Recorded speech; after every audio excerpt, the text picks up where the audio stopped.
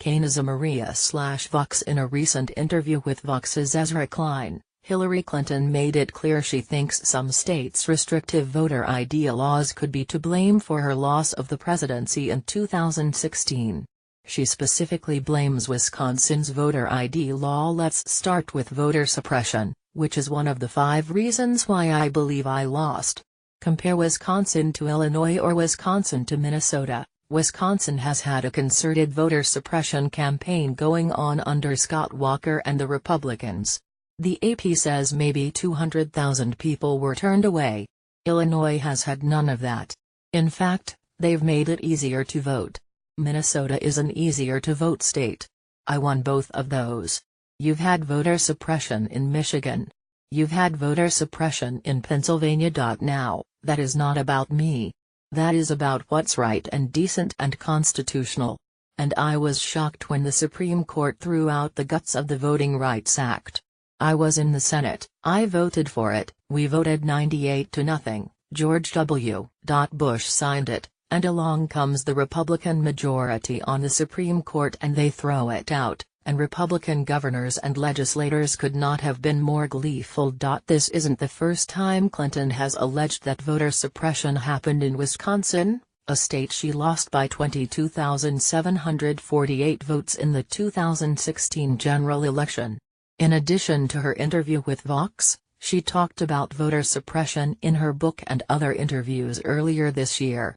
She said a new voter ID law in Wisconsin that went into effect under Republican Governor Scott Walker kept about 200,000 people from voting. Wisconsin's voter ID law requires people to show a valid photo ID before casting a ballot.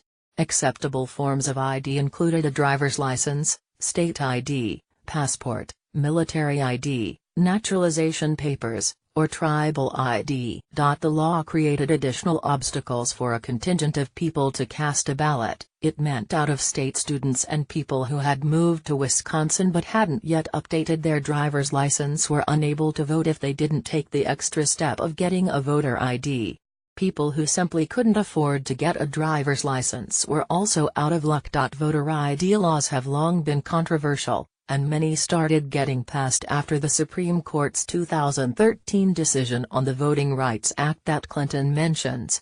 Proponents of the laws argue they're necessary to crack down on voter fraud, while opponents say the laws target minorities and the elderly, 2 groups that make up the vast percentage of people lacking a government-issued ID. For instance, 25% of African Americans who are eligible to vote don't have a government-issued photo ID, compared with only 8% of white voters. Meanwhile, 18% of people 65 or older who are eligible to vote also don't have a photo ID. North Carolina recently had its voter ID law struck down by a court ruling that found officials in the state were using the law to keep minorities from voting. After the election, there were many anecdotal stories of people in Wisconsin who were not able to vote because they didn't meet the state's new criteria. The 200,000 number comes from a report by the left-leaning Priorities USA Action PAC, which supported Clinton during her campaign.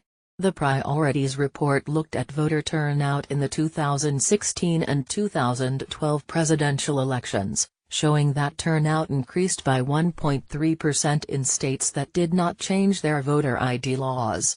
In Wisconsin, the report found the voter ID law going into effect lowered turnout by 3.3% in 2016. However, as the national fact-checking website PolitiFact and other political scientists pointed out, the methodology Priorities used to arrive at the 200,000 number was simplistic.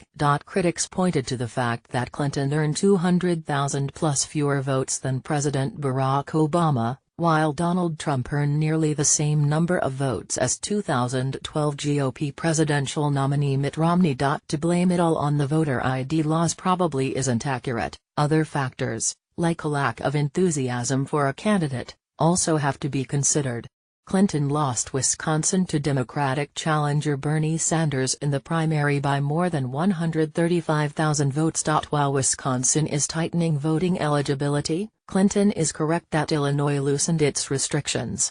In 2014, The state passed legislation greenlighting early voting and allowing new voters to register in the days leading up to Election Day. State law had previously required voters to register 28 days before an election. Clinton told Klein she plans to make voting rights a priority in the future. If we don't deal with this voter suppression, the electorate will continue to shrink. And it won't just be the Electoral College, it will be within these states. A shrinkage of the legitimacy of our constitutional democracy. So I care passionately about this because this will determine what kind of country we have for my grandchildren.